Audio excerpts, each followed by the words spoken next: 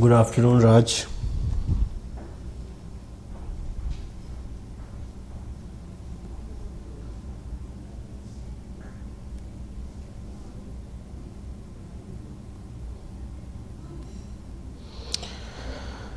So, the next topic that there is in our syllabus is salient features of Indian Constitution. Salient features of Indian constitution का जो topic है, इससे पहले कोई doubt है तो वो बता दो, नहीं तो फिर विल स्टार्ट. इससे पहले अगर कोई डाउट हो तो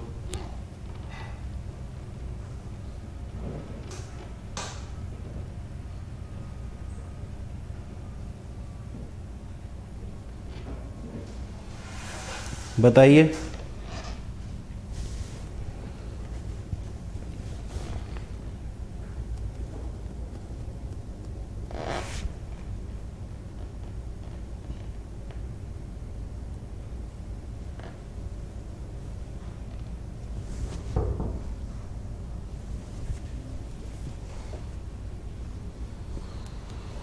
salient features of Indian constitution से पहले कोई डाउट है आपको तो पूछ लो, और नहीं है तो फिर ओरिजिन ऑफ नक्सलिज्म. ओके, तो ओरिजिन ऑफ नक्सलिज्म जो होता है वो एक्चुअली होता है वेस्ट बंगाल में. ठीक है, सो वेस्ट बंगाल में there is this place called Naxalbari. आपने नेटफ्लिक्स पे एक show, not Netflix, I mean MX करके, एक MX प्लेयर करके आता है ना, उस पर एक शो है नक्सलबारी करके. नक्सलबारी ये गांव है, नक्सलबाड़ी या बारी, जो भी आप इसको कहते हो. ठीक है, तो इसका गांव था, इस गांव का नाम था नक्सलबारी. बारी मतलब होता है रहने की जगह इन बंगाली. ठीक है, तो नक्सलबारी इसका नाम था. यहाँ पे the main issue was between the landlords and the pageants. कुल मिला के जो मार्क्सिज्म का मेन मोटो था वो ये था, या कम्युनिज्म का जो मेन मोटो था वो ये था, प्राइवेट ओनरशिप ऑफ लैंड जो है उसको अबॉलिश करना था. So these landlords used to exploit these peasants. बहुत बेकार तरीके से उनको ट्रीट करते थे. तो द पीपल, जैसे चारू मजूमदार हैं और भी बहुत सारे लीडर्स थे जो नक्सलिज्म के लीडर्स माने जाते हैं इंडिया में, तो ये सब लोगों ने क्या किया, they took law into their own hand. उन्होंने खुद गोली बारूद उठा के लड़ने का फैसला किया अगेंस्ट दीज लैंडेड क्लासेस. जो लोग जमीन के मालिक थे उनसे लड़ने का उन्होंने फैसला किया. ठीक है, एंड वो फैसला लड़ने का किस तरीके से किया, not with the constitutional methods, not with the democratic methods, but with guns and terrorism, इस तरीके से. तो नक्सलिज्म जो है, या नक्सलिज्म जो है, it's an ideology based on ये नक्सल फैक्टर. ये नक्सल क्या है, नक्सल बेसिकली कुछ नहीं है, नक्सलबाड़ी नाम से एक गांव था, उसमें इस मूवमेंट की स्टार्टिंग हुई थी, इसलिए इसको हम नक्सलिज्म बोल देते हैं. इसका जो आइडियोलॉजिकल बेसिस है, वो ideological basis nothing but the communism. So they are against private property, they are against the democratic government. Why? Because they think that the democratic state is nothing but the instrument of exploitation of the proletariat class, या जो गांव के लोग हैं. अच्छा, एक difference जो नक्सलिज्म और कम्युनिज्म में आपको दिखेगा, that communism talks mainly about industrial worker, industrial working class, यानी कि शहरों में जो लोग हैं, जबकि Naxalism is rural oriented. Naxalism जो है रूरल ओरिएंटेड है, ये लैंडेड पीजेंट क्लास के बारे में बात करता है, लैंड से related.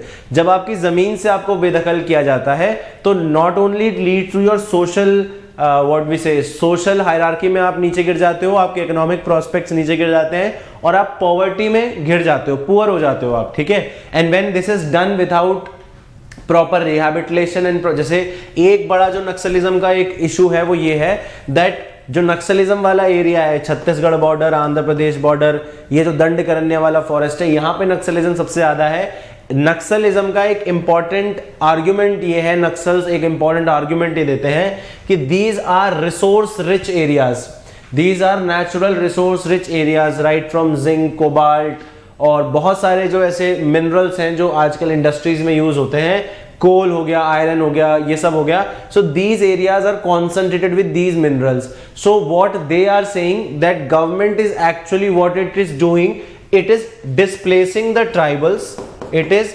displacing the tribals without proper rehabilitation and relocation and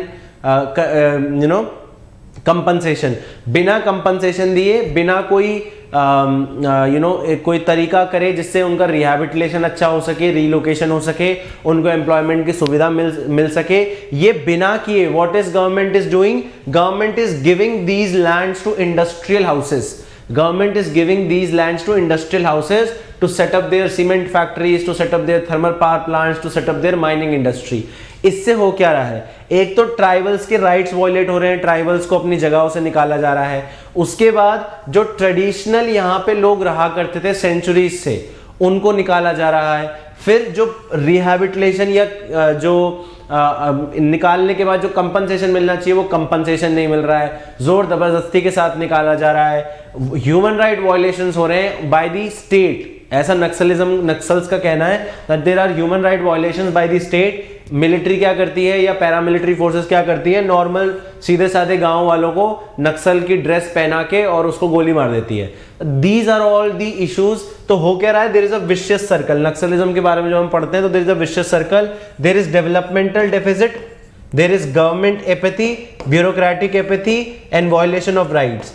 in सब की वजह से क्या होता है, नक्सलिज्म पनपता है, और जब नक्सलिज्म पनपता है तो और जो गवर्नमेंट है वो और थोड़ा स्ट्रॉन्ग स्टांस लेती है, which again leads to these things, तो it becomes a vicious cycle.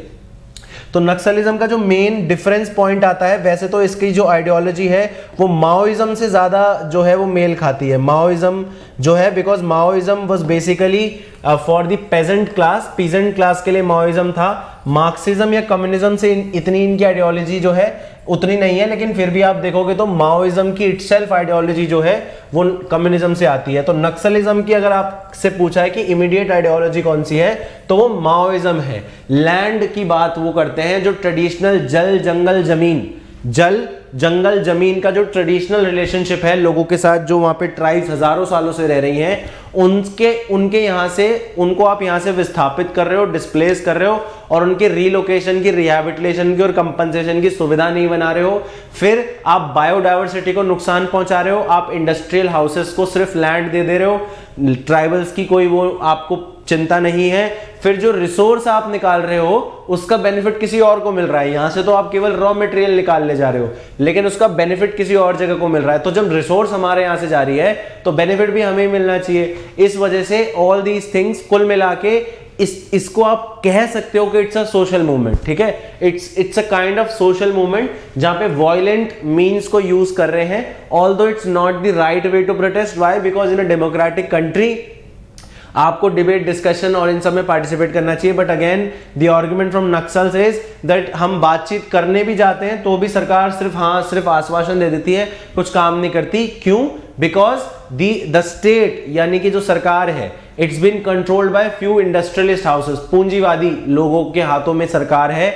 इसलिए जो पूंजीवादी लोग होते हैं वो तो अपने फायदे के बारे में सोचेंगे, पूंजीवादी माने कैपिटलिस्ट लोग, वो अपने फायदे के बारे में सोचेंगे और हमारे नुकसान हो रहा है उससे, तो कुल मिला के वो अपने आप को प्रोटेक्ट करने के लिए। अब पहले तो इनिशियली इस तरीके से चला था, लेकिन उसके बाद अब क्या हुआ, it has become a vested interest of people in continuing with Naxalism. जैसे अब कई बार सरकार क्या सोचती है कि यहाँ पे रोड बना दिए जाएं, या यहाँ पे हम थोड़ा सा डेवलपमेंट करें, स्कूल बनाएं, ये सब करें, लेकिन फिर नक्सल्स क्या करते हैं, रोड अगर बनाई है सरकार ने तो रोड उखाड़ देते हैं वो। या अगर कोई गवर्नमेंट का टूर हो रहा है जहाँ पे ऑफिसर्स ये जायजा लेने आ रहे हैं that what kind of development can be done here, तो वहाँ पे आईडी ब्लास्ट वगैरह कर देते हैं। तो people are not very ready to go into such areas जहाँ पे नक्सल ज्यादा है। तो जब गवर्नमेंट सर्वेंट्स वहाँ पे नहीं होंगे तो गवर्नमेंट का डेवलपमेंट वहाँ पे कैसे पहुंचेगा। तो नाउ क्योंकि these Naxal groups have now become an organization itself,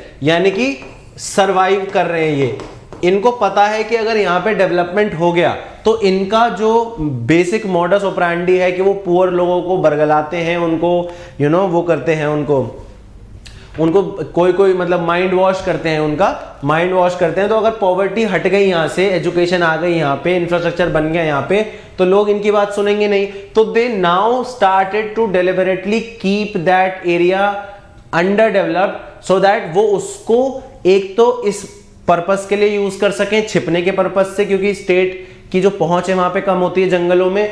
दूसरा, वो उसी डेवलपमेंटल डेफिसिट को जो उन्हीं की वजह से हुआ है उसको ये जस्टिफाई कर सके कि देखो सरकार तुम्हारा ध्यान नहीं रखती, जिससे की वजह से उनको रिक्रूटमेंट मिलेगा उनके ग्रुप्स में। ठीक है, तो Naxalism has now become an industry in itself, जहां पे कई सारे फॉरेन प्लेयर्स भी आ गए हैं। For example of course the two hostile neighbours that we have. So कई बार ये हॉस्टाइल नेबर्स क्या करते हैं, प्रॉक्सी वॉर्स करते हैं।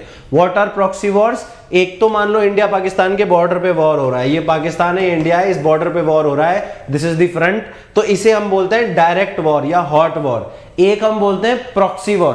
प्रॉक्सी वॉर मतलब इंडिया के अंदर जितने भी सेपरेटिस्ट ग्रुप्स हैं उनको पाकिस्तान फंड करता है, ट्रेनिंग देता है, पैसा देता है, सब कुछ देता है, so that they can destabilise India internally.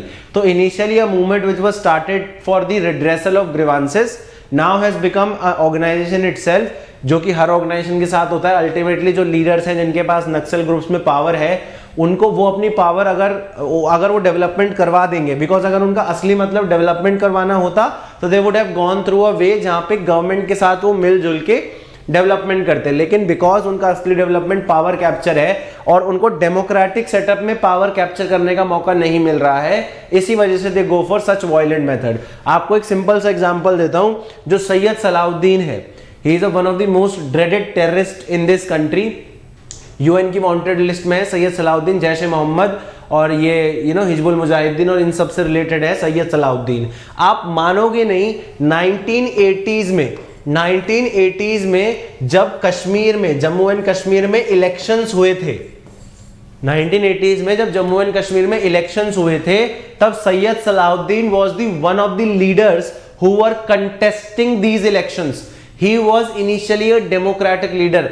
मतलब क्या कहना चाह रहे हैं, सैयद सलाउद्दीन एक पर्टिकुलर एरिया से आते हैं, उनको लगा कि अगर मुझे पावर चाहिए तो मुझे पॉलिटिक्स में जाना पड़ेगा, इलेक्शन लड़ना पड़ेगा, तो he fought election before becoming a terrorist. He was a normal citizen, he fought elections, but in 1987 election it was alleged that Congress ने क्या किया है, इलेक्शंस के साथ घपला किया है, because the people were saying that हमने तो आपको वोट दिया था लेकिन विनर कोई और ही बन गया।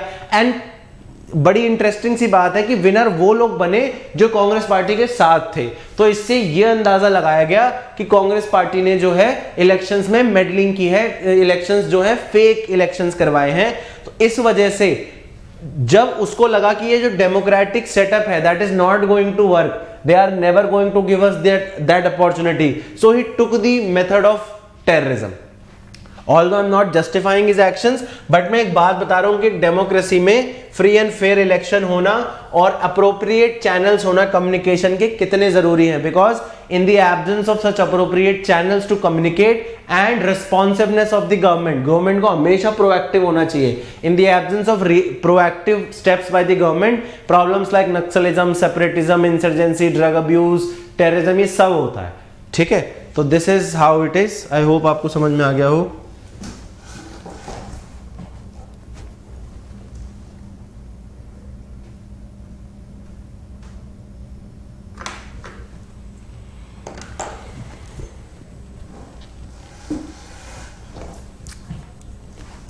ओके, ठीक है। Good afternoon Abhishek, very good afternoon.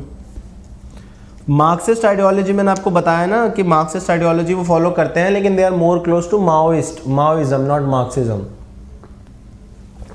और उसका मेन कारण क्या है कि मार्क्सिज्म बेसिकली जो है वो वो इंडस्ट्रियल वर्कर्स की बात करता है, लेकिन यहाँ पे जो है वो लैंडेड क्लास की बात करते हैं।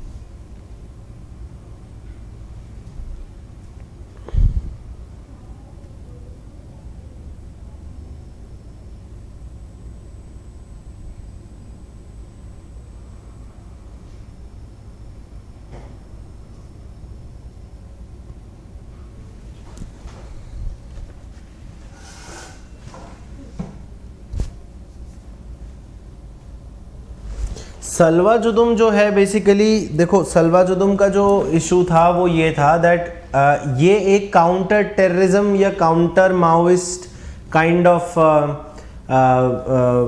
इनिशिएटिव था। मतलब कुल मिला के ये कह लो कि जैसे जो माओइस्ट थे वो जिस ग्रुप के खिलाफ लड़ रहे थे, तो उनके खिलाफ, माओइस्ट के खिलाफ लड़ने के लिए एक स्पेशल फोर्स बनाई गई थी by one of the leaders of Indian national Congress. उसको सलवा जुदुम कहा गया है। छत्तीसगढ़ में थी ये बेसिकली ये फोर्स। तो इट वाज लाइक कि नक्सल्स जो हैं वो वायलेंस कर रहे हैं और स्टेट जो है वो इतना नहीं है सक्षम कि वो नक्सलिज्म को खत्म कर सके। तो जो वहाँ के छत्तीसगढ़ के लोकल ट्राइबल यूथ थे उनको रिक्रूट करके काउंटर आर्मी बनाई गई। इट्स लाइक एक आर्मी अपना काम कर रही है, काउंटर आर्मी हम बना रहे हैं ताकि हम नक्सलिज्म से फाइट कर सकें। ठीक है, ये इतना ही है इसमें, बस ज़्यादा अंदर घुसने की ज़रूरत है नहीं।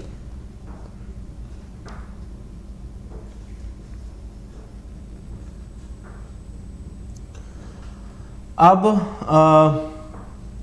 The thing is now that अभी हम ये करेंगे salient features of Indian constitution. Salient features of Indian constitution ये आपको उसमें भी मिलेगा, क्या नाम है, नोट्स में दे दूंगा इसके, लेकिन ये उसमें भी मिल जाएगा आपको, लक्ष्मीकांत में भी।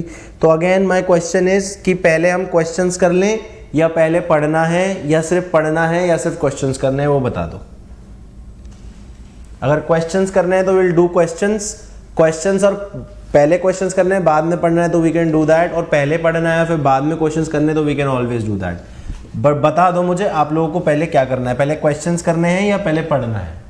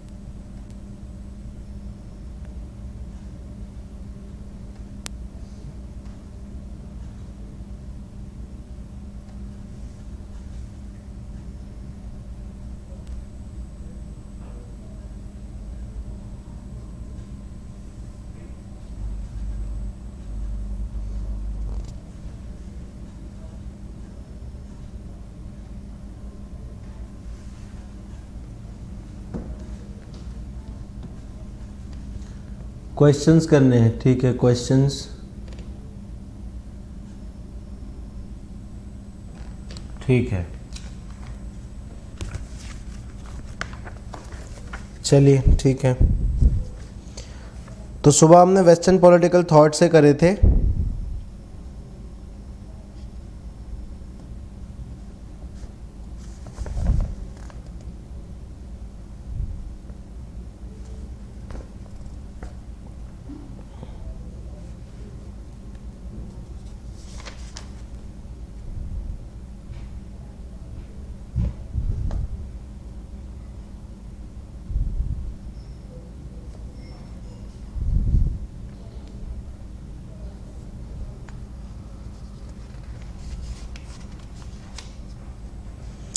अच्छा लिखो, पहला क्वेश्चन लिखो।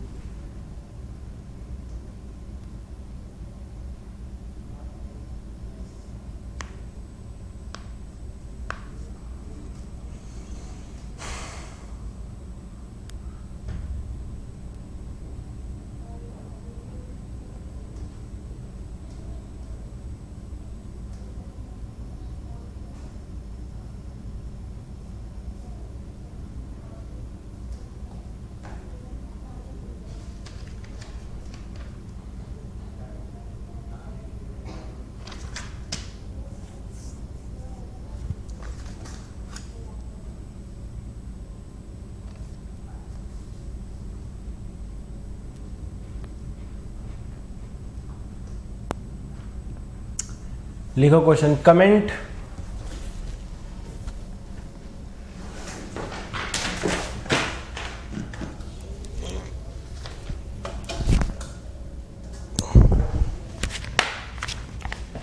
क्वेश्चन एक हो गया। कमेंट करना है किस पे? The end of law, comment करना है इस पे। The end of law, question है द एंड ऑफ लॉ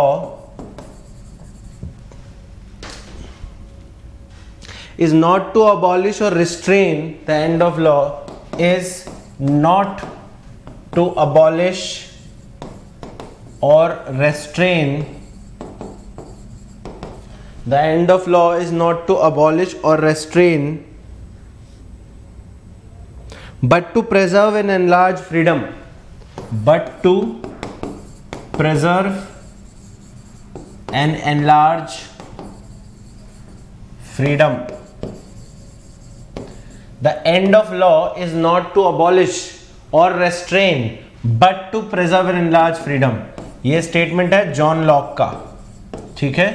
और ये क्वेश्चन थोड़ा पुराना है, बट क्योंकि हमने अच्छे से पढ़ा है तो ये क्वेश्चन 1994 का है, 20 नंबर का क्वेश्चन था ये। 1994 का एक क्वेश्चन है, 20 मार्क्स का क्वेश्चन है, 5 मिनट है आपके पास। Question is the end of the law, the end of law is not to abolish or restrain but to preserve and enlarge freedom. ये बताना है।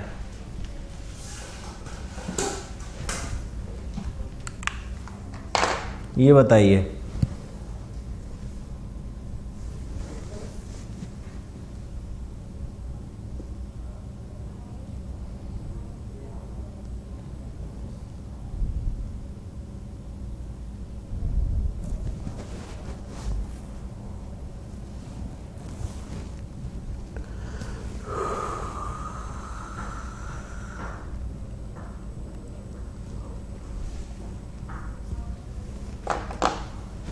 So the first question is the end of the law. The end of law is not to abolish or restrain but to preserve and enlarge freedom.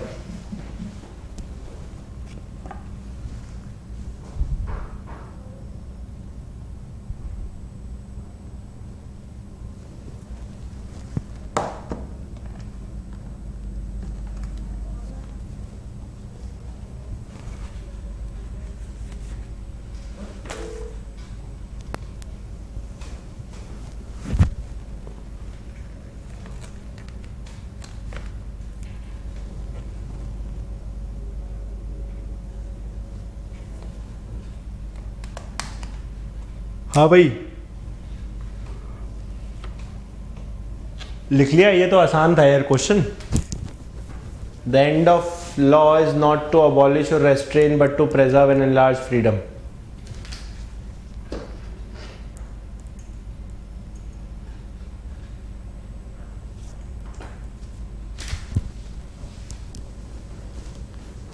The end of law is not to abolish or restrain but to preserve and enlarge freedom. John Locke का statement है ये।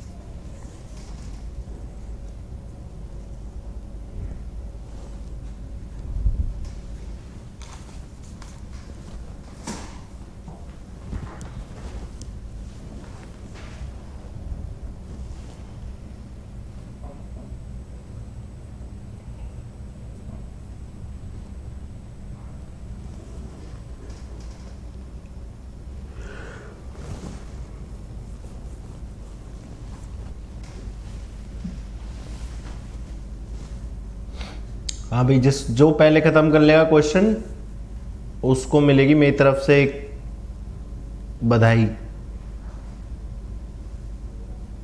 अरे यार जो मांगोगे वो दे देंगे, बस तुम एग्जाम क्लियर कर लो।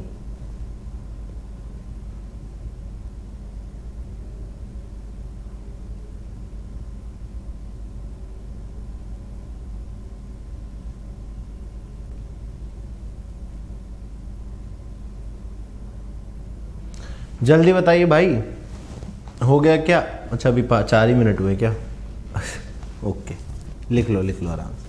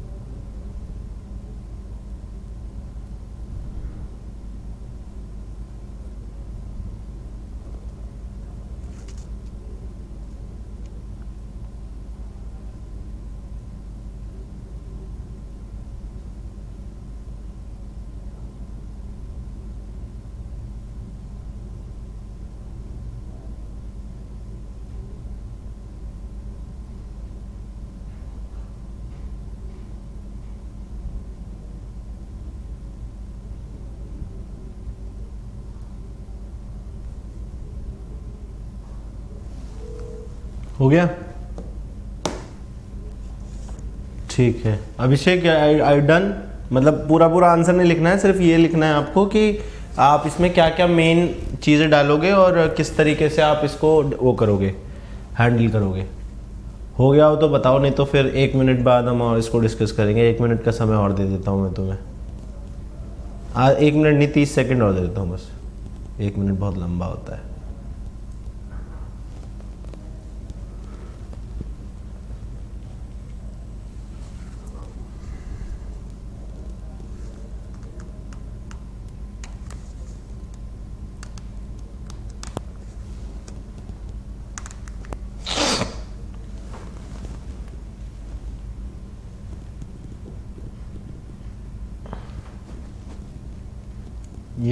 Yes definitely, I am very happy to see that कि आप इतना लंबा सोच पा रहे हो। नहीं तो बच्चे जॉन लॉक पे ये आंसर को ख़त्म कर देते कि जॉन लॉक ये थे, जॉन लॉक वो थे, जॉन लॉक इक्का, जॉन लॉक दुक्का, बस वो आगे बढ़ ही नहीं पाते। जेएस में लेना एरेंट को ला ही नहीं पाते हैं वो। बट दैट्स, आज मुझे अपने आप पे भी थोड़ा सा मतलब I am entitled to boast about myself कि आप लोग इतना अच्छा कर रहे हो।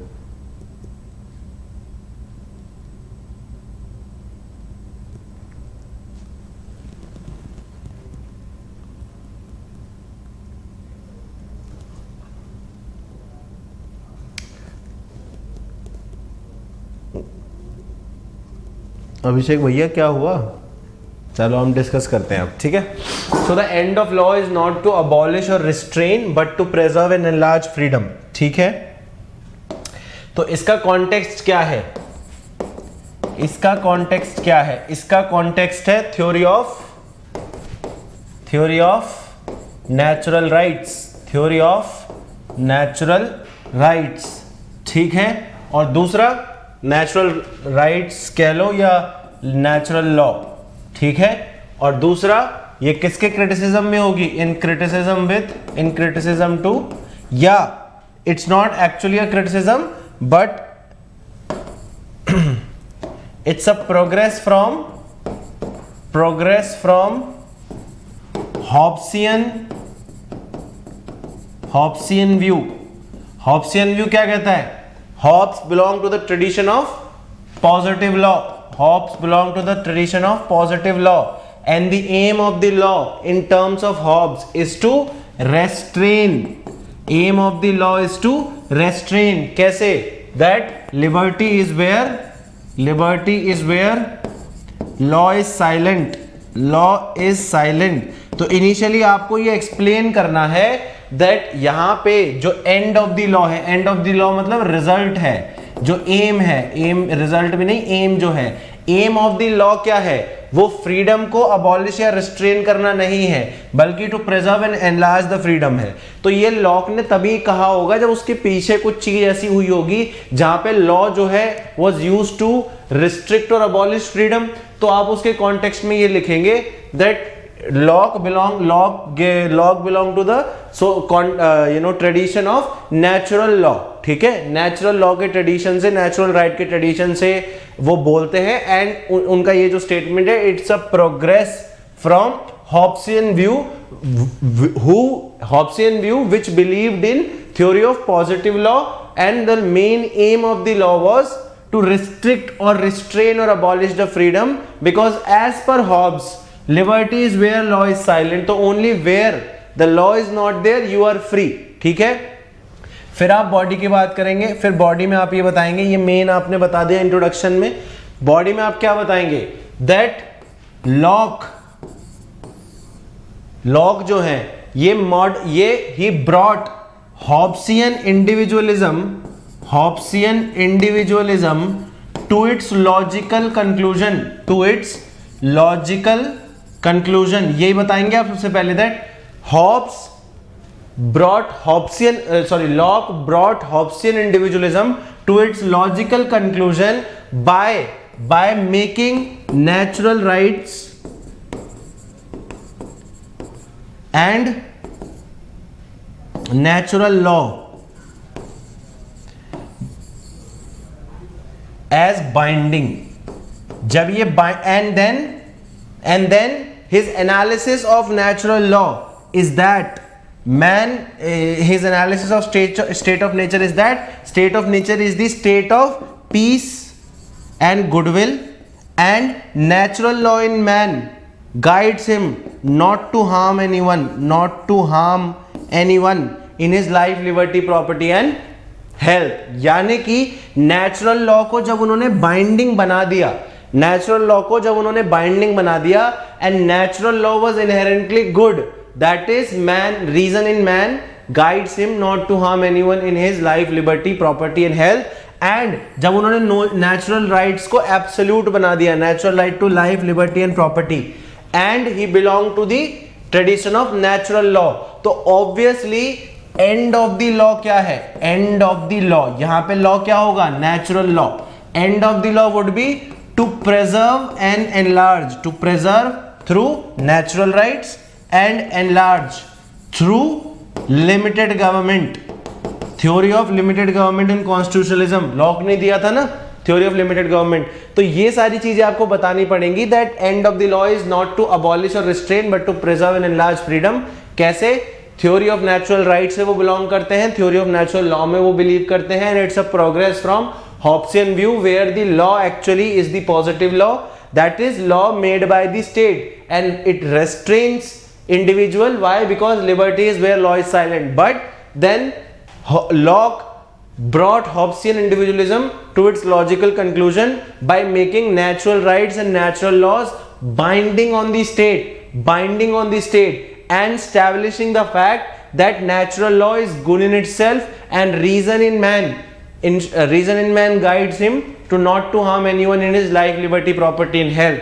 उसके बाद finally so the end of the law would become क्या, to preserve and enlarge the freedom of individual। और finally ये क्यों important है, because for human development, अब ह्यूमन बीइंग को डेवलप होने के लिए ये फ्रीडम रिक्वायर्ड है। ठीक है, इस तरीके से आप इस क्वेश्चन को अटेम्प्ट कर सकते हो। अब ये बता दो, ये जो इस तरीके से कौन कौन से पॉइंट्स आपने इसमें से लिखे थे या आप पहुंचे थे इन पॉइंट्स तक।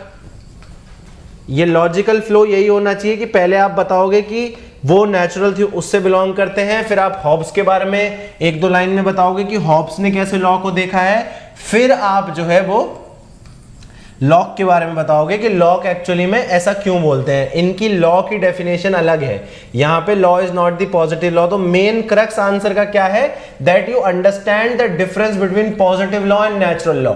ये क्वेश्चन पूछने का मतलब क्या था, that whether do you understand the basic difference between natural law and positive law. ठीक है, बनी थी बात। Thank you Raj, thank you so much. ये बात बन गई क्या? Very good. अभिषेक आप बताइए, ये अभिषेक कहाँ गायब हो गया? भाग भाग तो नहीं गया ये? अभी तक तो बड़ा एक्साइटेड था, क्वेश्चन लिखेंगे क्वेश्चन लिखेंगे।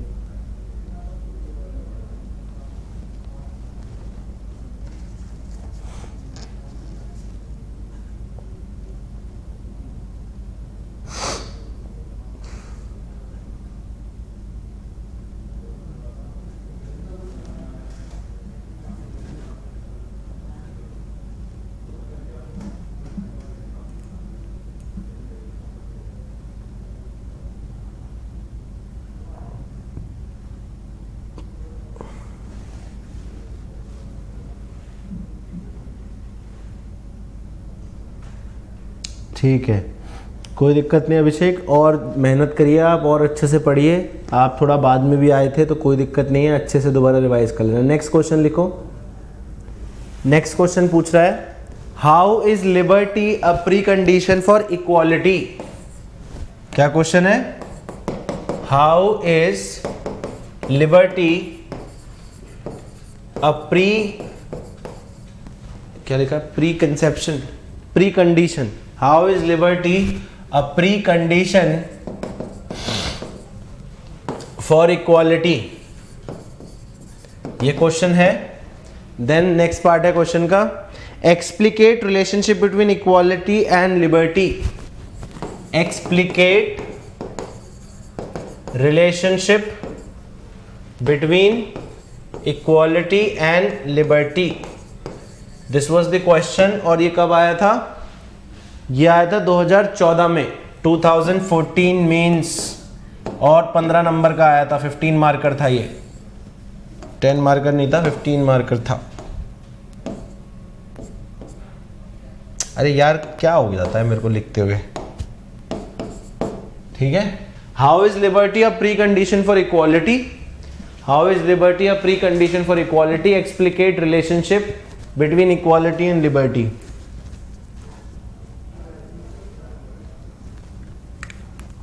वो सभी के साथ होता है अभिषेक, डोंट वरी, मेरे साथ भी होता था जब मैं पहले था।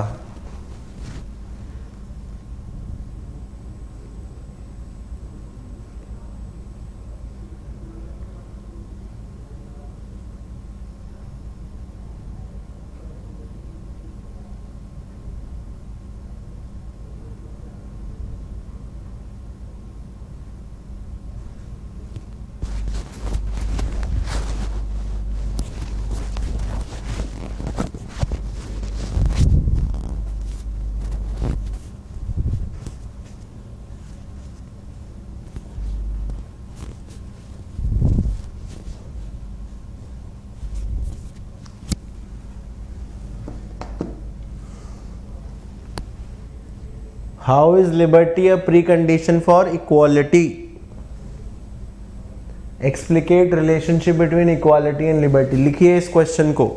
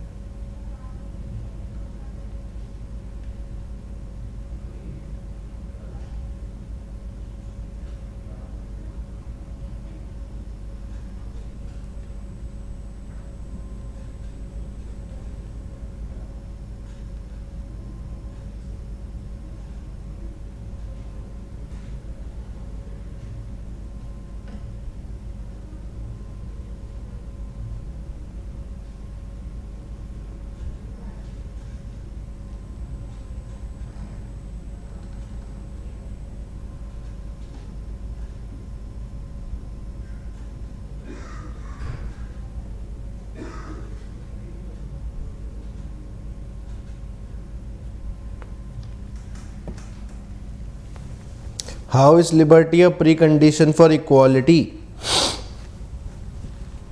Explicate relationship between equality and liberty. 2014 15 marks का क्वेश्चन था और आप मुझे बताएंगे कि इसके आंसर में क्या क्या लिखा जाएगा।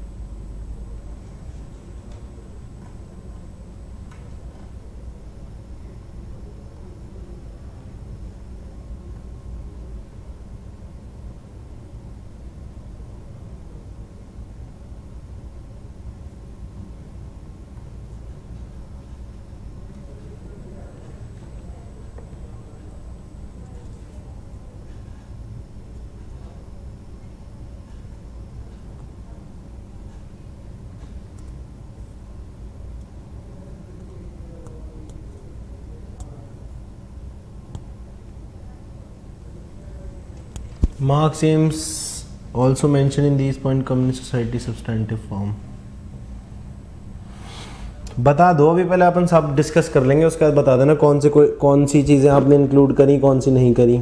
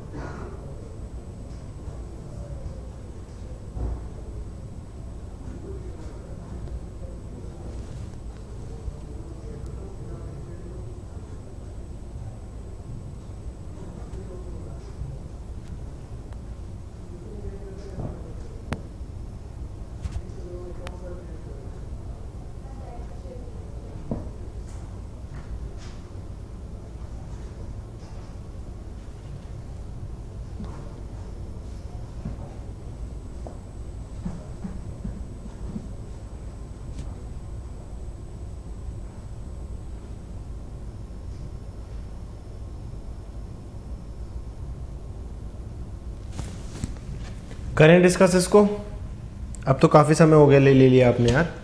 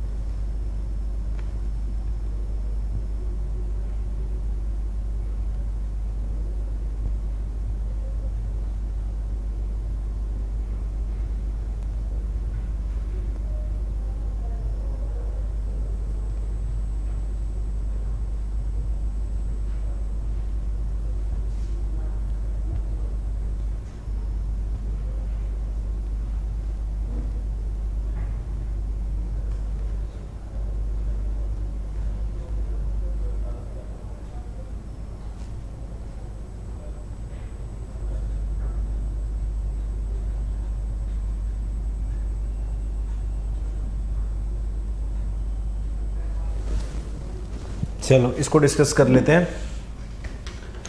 How is liberty a precondition for equality. हमने पढ़ा था दैट लिबर्टी क्या होती है, एब्सेंस ऑफ रेस्ट्रेन, और इक्वालिटी क्या होती है, equality means equal treatment. Liberty means absence of restraint and equality means equal treatment, fairness. And then the second part is explicate a relation between liberty and equality. यानी कि पहले आपको ये बताना है कि लिबर्टी जो है प्री कंडीशन कैसे है इक्वालिटी के लिए, ठीक है, और फिर आपको ये बताना है कि रिलेशन बिटवीन इक्वालिटी और लिबर्टी क्या है। देख लेते हैं। How is liberty a precondition for liberty, precondition for equality. देखो सबसे पहले तो आपको यह पता होना चाहिए दैट जब आप इसका इंट्रोडक्शन लिखोगे तो that liberty and equality are this, can we say, हम ये कह सकते हैं that liberty and equality are the most important values in today's society which help us to create an inclusive society and protection of rights of everyone। ठीक है, तो कुल मिला के आप ये बताओगे कि लिबर्टी और इक्वालिटी, या आप ऐसे लिख सकते हो that liberty and equality are two virtues or two values which are very crucial for development of human being, for development of human being or human race in development of human being and human race in an inclusive manner. यानी कि आप ये बता सकते हो liberty और equality के बीच दोनों ही वैल्यूज एक ह्यूमन बीइंग के लिए इंपॉर्टेंट हैं। But how is liberty a precondition for equality, फिर आप ये बताओगे, फर्स्ट आपने बता दिया that liberty and equality are both modern values, modern values required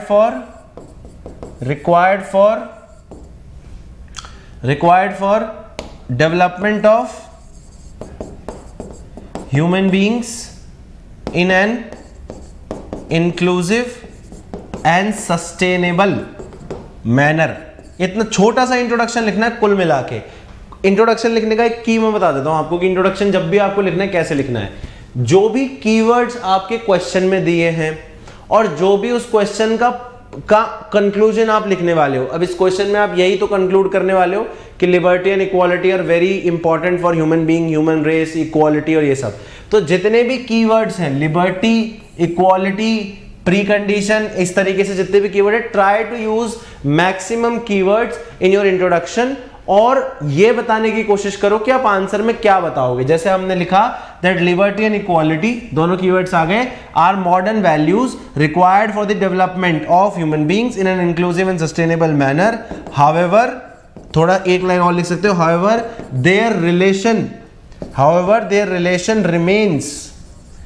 there relation remains contested. ठीक है, ये आपने लिख दिया कि दोनों ही जरूरी हैं, क्यों जरूरी हैं वो लिख दिया, बट इनके बीच का जो रिलेशन है वो थोड़ा कंटेस्टेड है। उसके बाद आप बताओगे कि why, how liberty is a precondition for equality. तो आप क्या लिख सकते हो, दैट अंबेडकर से आप स्टार्ट कर सकते हो, that Ambedkar in constituent assembly argued that liberty without equality will result in domination of one section of people by other section of people, and equality without liberty would lead to bleak uniformity, यानी कि एक ऐसी uniform homogeneity आ जाएगी इसमें कोई मजा नहीं है, कोई रंग बिरंगा कुछ नहीं है। ब्लीक माने कलरलेस, लाइफलेस। तो आप यहां से स्टार्टिंग में जब आप बॉडी स्टार्ट करोगे तो आप ये अच्छा सा सेंटेंस लिख सकते हो that according to doctor Ambedkar, doctor Bhimrao Ambedkar in his constituent assembly he argued that liberty without equality. Because देखो ये वाला जो पार्ट है फर्स्ट वाला, ये देखते ही आपको समझ में आना चाहिए that this is talking about positive liberty, this is talking about positive liberty. तो हमारे इंडियन कॉन्स्टिट्यूशन में भी तो पॉजिटिव लिबर्टी है, तो what is better, I mean like what could have been better than starting with a constituent assembly debate, ठीक है। So liberty without equality leads to domination of one over other, while equality without liberty leads to bleak uniformity. Hence liberty and equality are both crucial values. Liberty and equality, या ऐसे लिख लो, liberty and equality are both interdependent.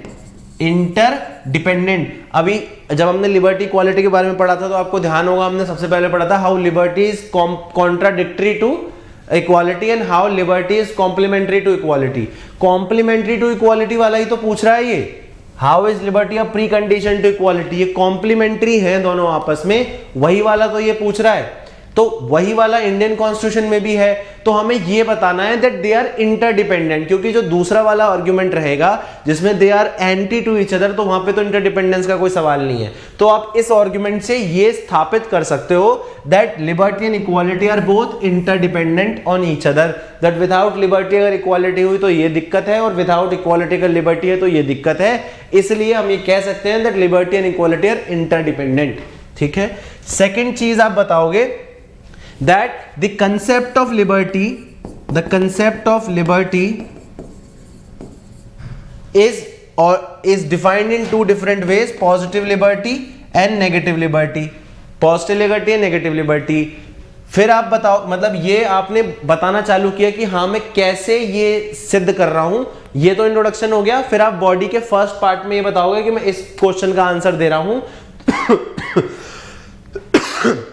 तो इसे सिद्ध करने के लिए मैं सारी कहानी बता रहा हूं that first of all they are interdependent, लेकिन the concept of liberty itself can be has been seen in both positive and negative sense.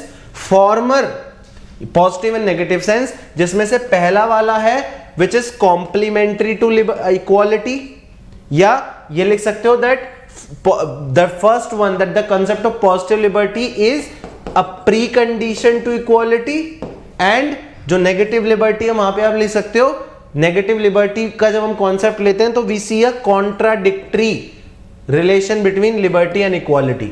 समझ में आई बात? तो आप ये बता रहे हो सेकंड पॉइंट, बॉडी के सेकंड पॉइंट में, दैट लिबर्टी की जो इंटरप्रिटेशन है उस पे डिपेंड करता है कि इक्वालिटी के लिए वो प्री कंडीशन होगी या इक्वालिटी के लिए वो कॉन्ट्राडिक्टरी होगी। लॉजिक समझो, पहले आपने बताया कि मॉडर्न वैल्यूज हैं, जरूरी हैं इंक्लूसिव सस्टेनेबल डेवलपमेंट के लिए, बट इनका रिलेशन कंटेस्टेड है।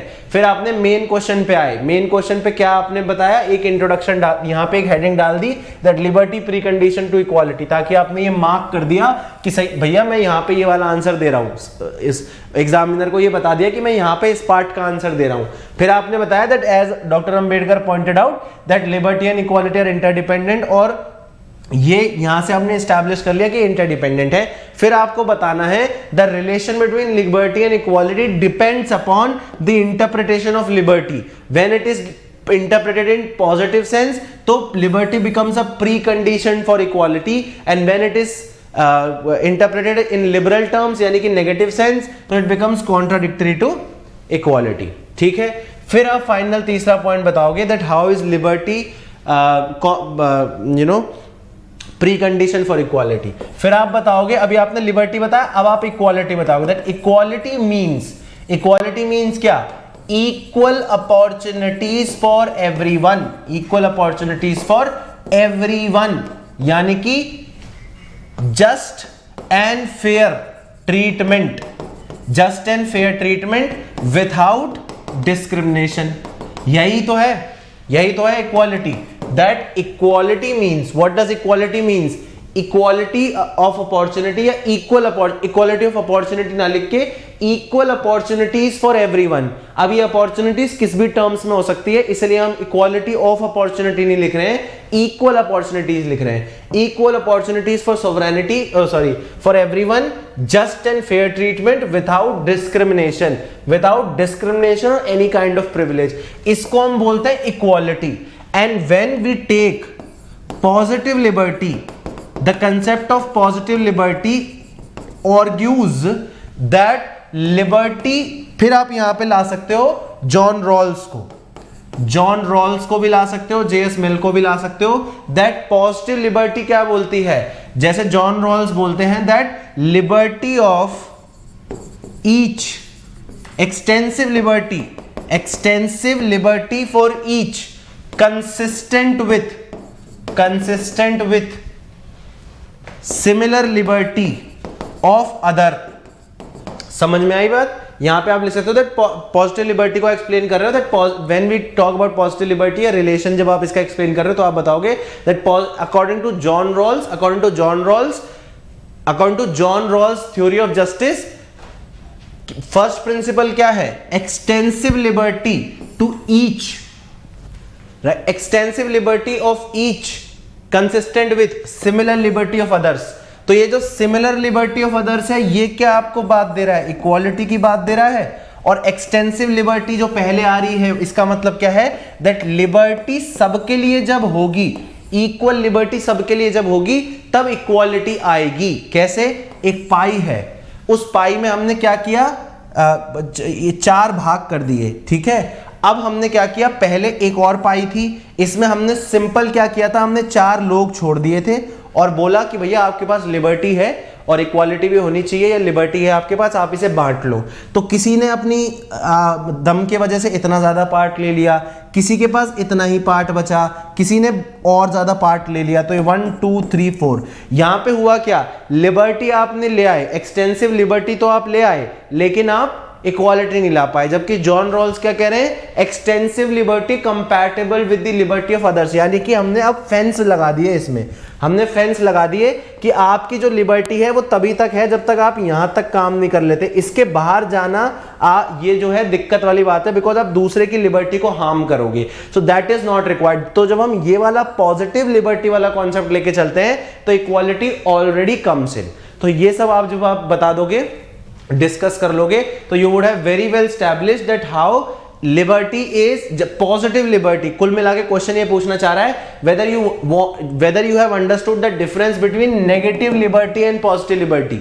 ठीक है, क्वेश्चन यही पूछना चाह रहा है, whether you have understood the difference between negative liberty and positive liberty. फिर ये फर्स्ट पार्ट हो गया, उसके बाद सेकेंड पार्ट की फिर आप हेडिंग दोगे relation between liberty and equality.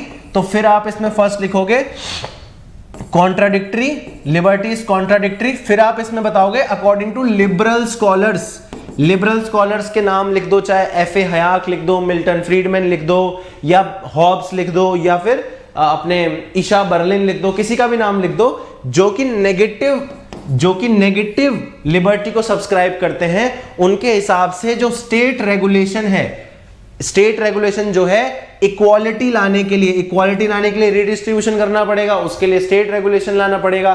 तो इक्वालिटी लाने के लिए जो रीडिस्ट्रीब्यूशन है दैट इज एक्चुअली इनमिकेबल, मतलब वो एक रेस्ट्रेन है ऑन इंडिविजुअल फ्रीडम लिबर्टी। तो यहां पे इक्वालिटी और लिबर्टी का नेगेटिव या कॉन्ट्राडिक्टरी रोल दिखता है। और दूसरा कॉम्प्लीमेंट्री रोल में आप किसको मेंशन कर सकते हो, जेएस मिल को, जॉन रॉल्स को, अमर्त्य सेन को, जहां पे वो ये बोलते हैं कि लिबर्टी सभी की उतनी इंपॉर्टेंट है। इसको आप रूसो के जनरल विल से भी बात कर सकते हो, जस्ट लाइक जनरल विल क्या है, collection of each and everybody's will, ऐसे ही पॉजिटिव लिबर्टी का मतलब क्या है, इक्वल लिबर्टी फॉर ऑल।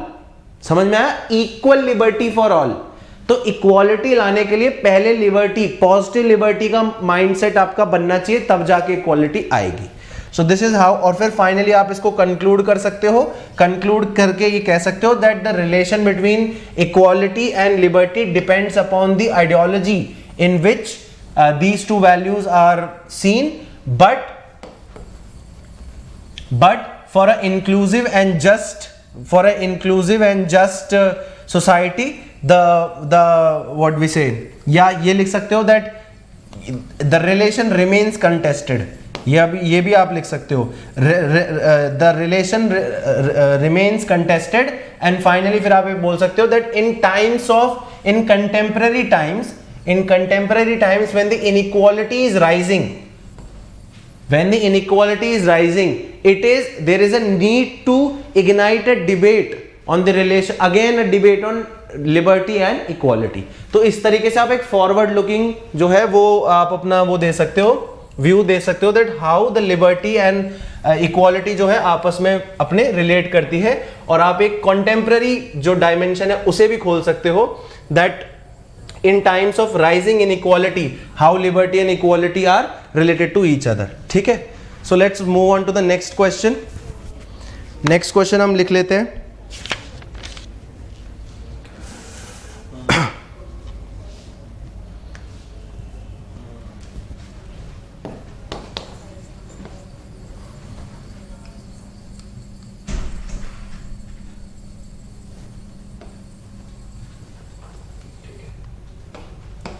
ठीक है, नेक्स्ट क्वेश्चन लिखिए।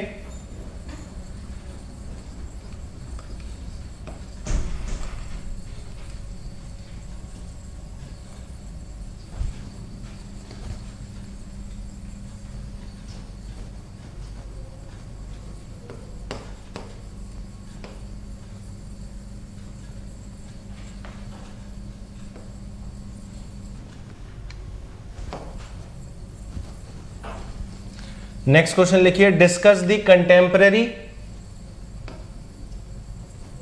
दी, ये बन गया ना क्वेश्चन, कोई दिक्कत परेशानी?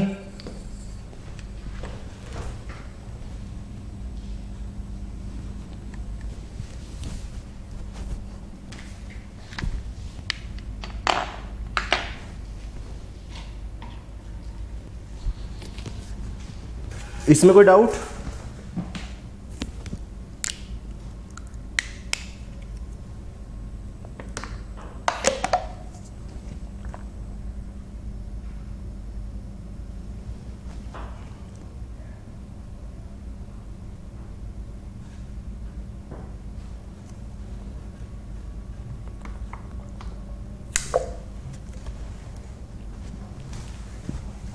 कंफ्यूजन तो थोड़ा होना वाजिब है, so don't worry about that कि कंफ्यूजिंग हो रहा है, but the main idea is that whether you understand this or not, that how to approach these questions, because the only difference that is there between a selected candidate and not selected candidate is the approach only. If your approach is right, if you are logically following these steps, that पहले मुझे ये relation बताना है, फिर मुझे ये relation बताना है, फिर मुझे ये वाला रिलेशन बताना है, then only there is a flow in your answer. और जब वो एग्जामिनर आपका फ्लो देखता है, तब जाके उसको समझ में आता है कि इसको सही से पता है। You should always work on a way forward. Conclusion, देखो ये तीन चीज आपको हमेशा ही रखनी है अपने आंसर्स में। एक तो इंट्रोडक्शन, एक बॉडी और कंक्लूजन और इंट्रोडक्शन जरूरी से अच्छे लिखने हैं, because at times, because of the paucity of time and because of human nature, generally teachers क्या करते हैं, इंट्रोडक्शन पढ़ा अच्छा लगेगा तो they would have more interest in reading your answers, और फिर अगर आपने कंक्लूजन अच्छा लिखा है तो it will add some half और 1 मार्क एक्स्ट्रा टू योर जो भी आपका टैली आ रहा है, सो उससे बहुत फर्क पड़ता है।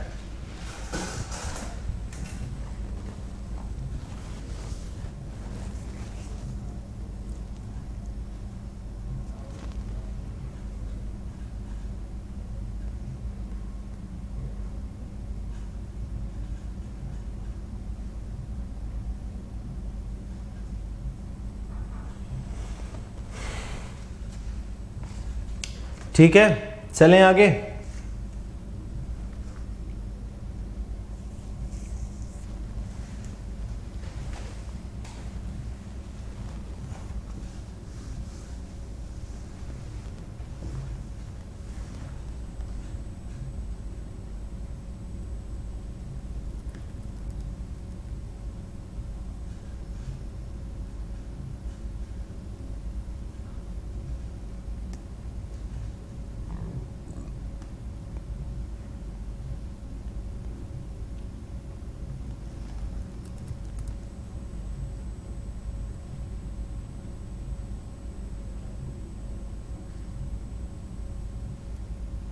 अब थोड़ा दूसरा वो लेते हैं, आई मीन ये तो हमने वेस्टर्न पॉलिटिकल थॉट तो बहुत कर लिया।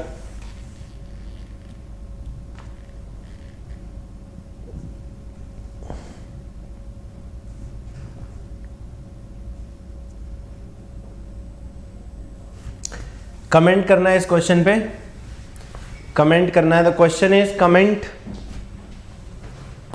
The question is comment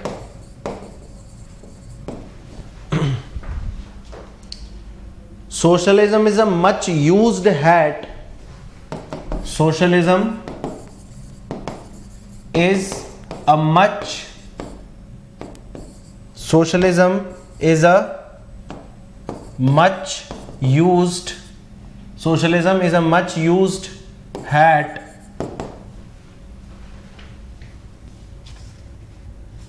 socialism is a much used hat whose original shape no one can define, whose original shape, whose original shape no one can define, no one can define, ये ideology से है question, ये ध्यान रखेंगे। The question is for कह सकते हैं question is from 2009, 20 number का क्वेश्चन है, 2009 का क्वेश्चन है, 20 मार्क्स का, ठीक है। चलिए अटेम्प्ट करेंगे इसको। कमेंट पूछा है, comment socialism is a much used hat whose original shape one cannot define, no one can define, whose original shape no one can define। Exam वाली फीलिंग आ गई, दैट्स वेरी गुड। यही तो लाना है, एग्जाम वाली feeling ही तो लानी है प्रभु।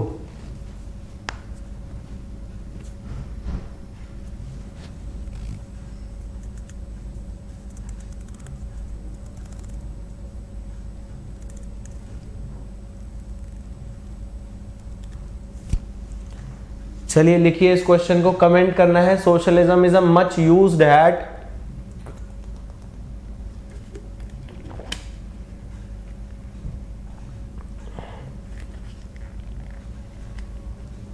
whose original shape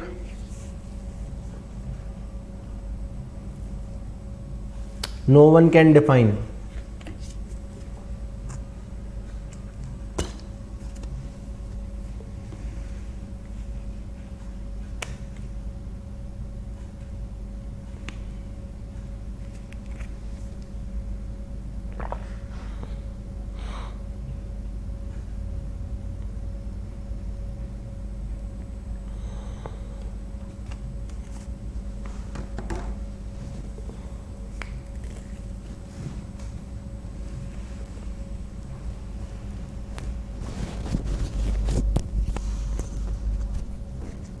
लिखिए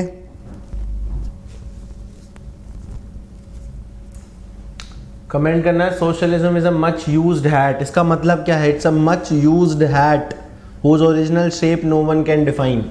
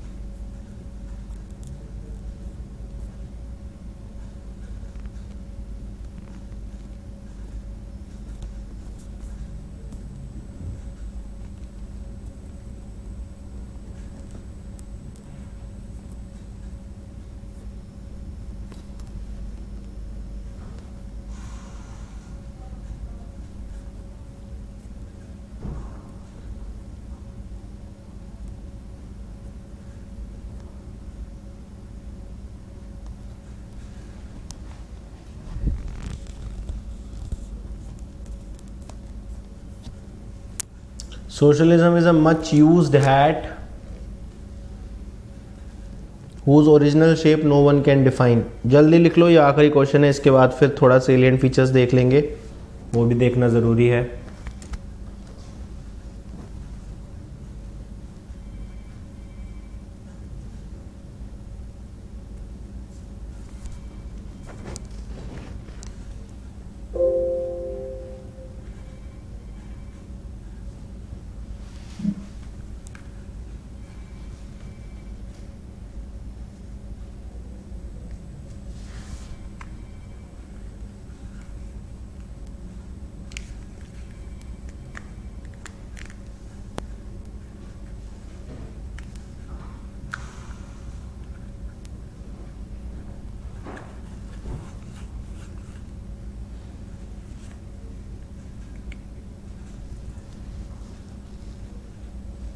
करें डिस्कस या कुछ बचा हुआ है?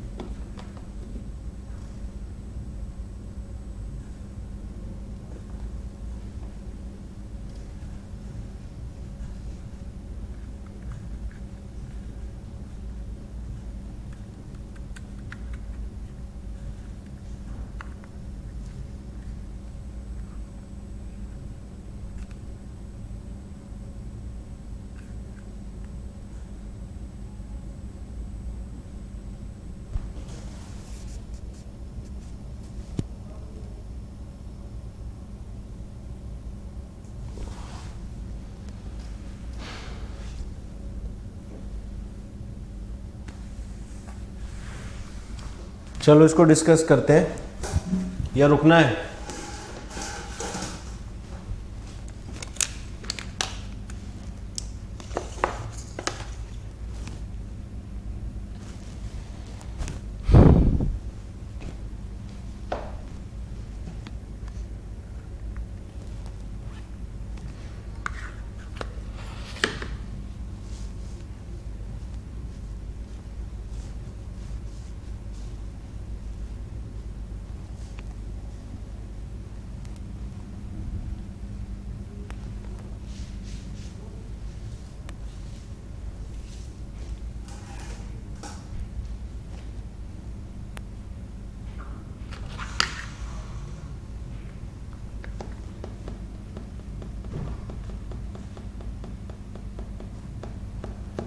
ठीक है, चलिए इसको डिस्कस करते हैं। Socialism is a much used hat whose original shape no one can define. इस सेंटेंस को आप अगर ध्यान से समझेंगे, अगर आप इस सोशलिज्म वाले वर्ड को हटा भी दें, ठीक है, और यहां पे आप कोई भी वर्ड लिख लें, एक्स वाई जी, कोई भी वर्ड लिख लो, यहां पे सोशलिज्म को हटा दो। ये स्टेटमेंट वैसे था किसका? GHD कोल का। एक मिनट मैं आपको बता देता हूं, एक मिनट यार, कहाँ गया?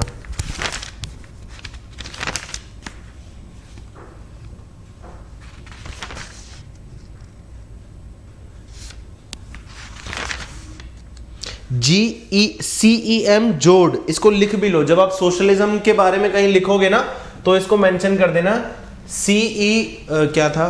CEM जोड़, CEMJOAD, CEM जोड़। जब भी आप सोशलिज्म के बारे में लिखो, कहीं आपसे पूछ लिया जाए what are the various types of secularism, right, उसके कंक्लूजन में आप ये स्टेटमेंट लिख सकते हो that secularism is a much used hat whose original shape no one can define. और ये CEM जोड़ का जो है वो ये बेसिकली आर्गुमेंट है। नाउ अगर सोशलिज्म को यहां से हटा देते और हम कोई XYZ लिख लेते, और XYZ हम समझते कि कोई है, चलो this is a much used hat, मतलब इस सेंटेंस का मतलब क्या है कि इसको इतनी बार यूज कर लिया गया है, बहुत बार अलग अलग तरीके से इसको यूज कर लिया गया है। Whose original shape no one can define. तो इस एक टोपी है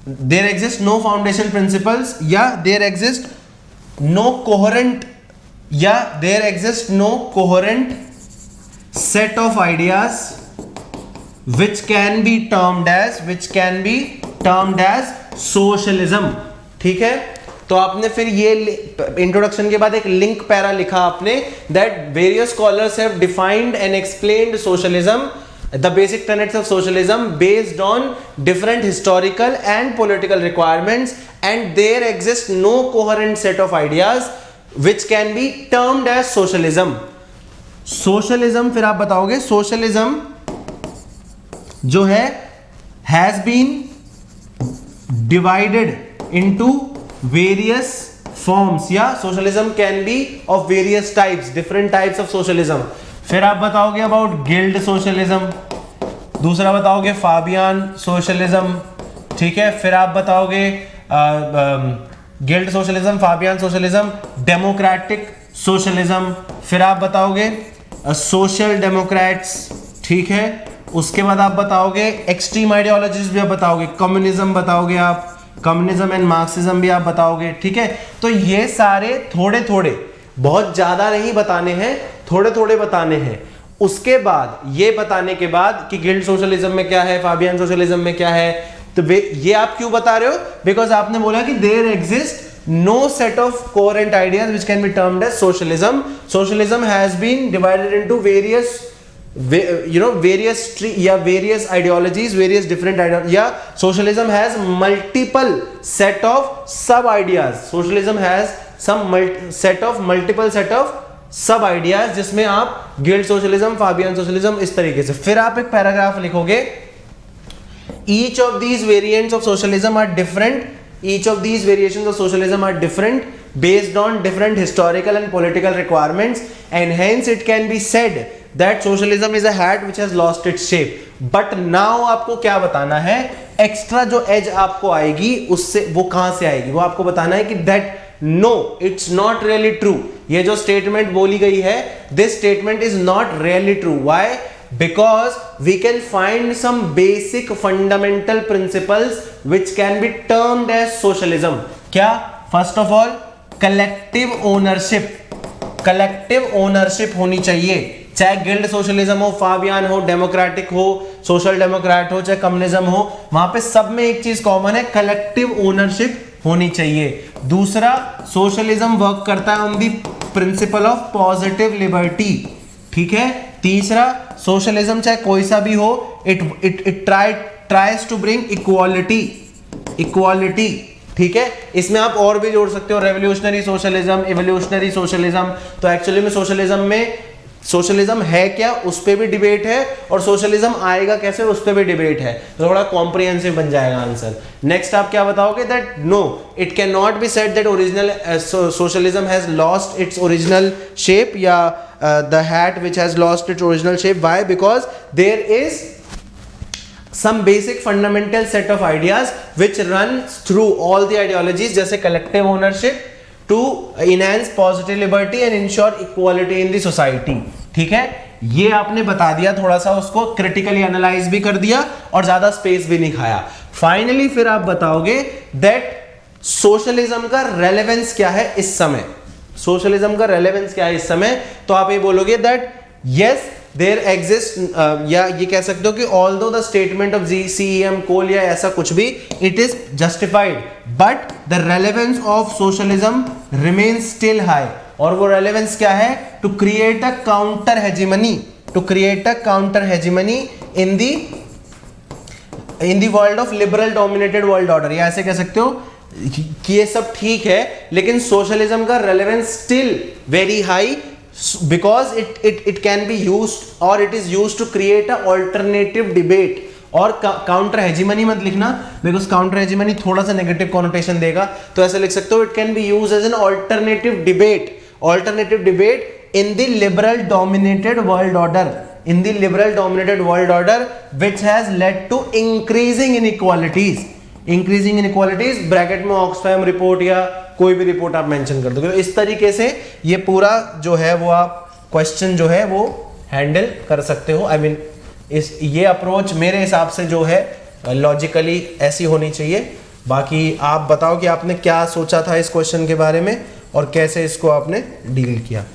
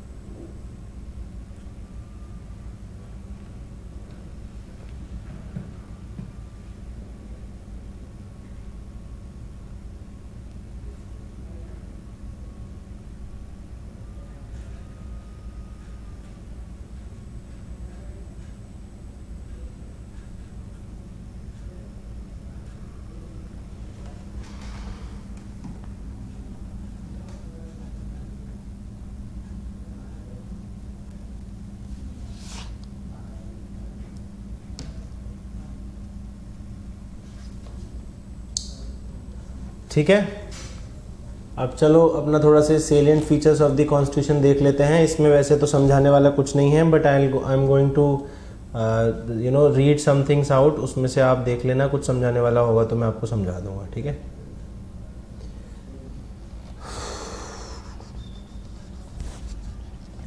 तो salient features of the constitution में बेसिकली हमें ये देखना है दैट हमारे कॉन्स्टिट्यूशन में क्या क्या ऐसी चीज़ें हैं जो हमें समझनी चाहिए, देखनी चाहिए, क्या क्या कैसे हमारा कॉन्स्टिट्यूशन बना था, ये सब चीज़ें हमें समझ में आनी चाहिए।